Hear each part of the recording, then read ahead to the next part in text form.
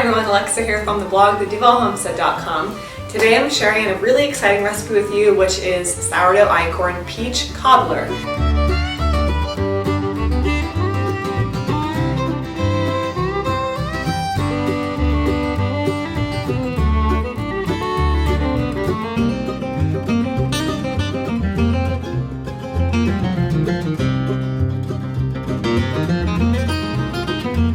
If you have a lot of peaches in your area because it's late summer, early fall, this is the best recipe to use them. It's hard to use up your peaches sometimes unless you're just eating peaches constantly all day, which is totally fine.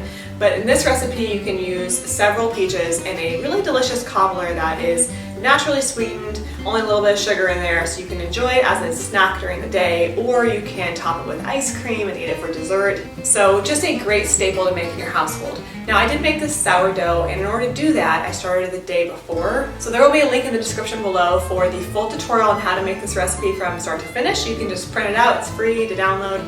So you can go grab that, but I'm going to show you the process here. I'm going to start by making the crust. So it's going to be a crust on the bottom and a crumble on top for a basically classic peach cobbler recipe, but it's long fermented with sourdough and using einkorn flour.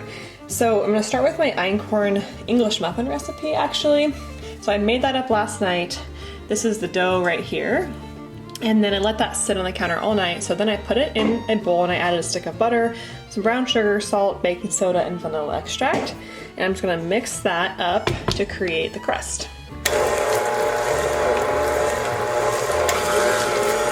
So it's not a necessary step, but I do suggest doing the long fermentation, especially if you have a sourdough starter. This is to get all the benefits of fermented grain. It strips away some of the phytic acid, making it easier to digest. If you have no idea what I'm talking about, I'll leave information below on how to make a sourdough starter. But if you have one, this is a great way to use it. Meanwhile, you're going to prepare the peach filling. Slice up the peaches. I just leave the skins on. Some people say you have to blanch your peaches. I don't do that. That's the process of putting them in water and then putting them in ice and peeling the skins off.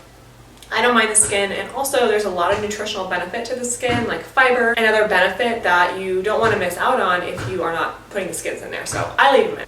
Sorry if you're hearing some banging noises, there's a little bit of construction happening outside. So to the bowl with the peaches, add lemon juice, zest, maple syrup, honey, and arrowroot powder, and combine with a wooden spoon. Now you don't want this recipe to be super runny, so you don't want to pick up the cobbler and have it be super juicy. So leave the peach juices in the bowl and try to just get the peaches out. Also, the arrowroot powder in this recipe helps to absorb some of the liquid and thicken your cobbler, so it's going to be like a really gooey peach cobbler at the end of the day, which is just so delicious. So if you need more arrowroot powder, you can use that as well.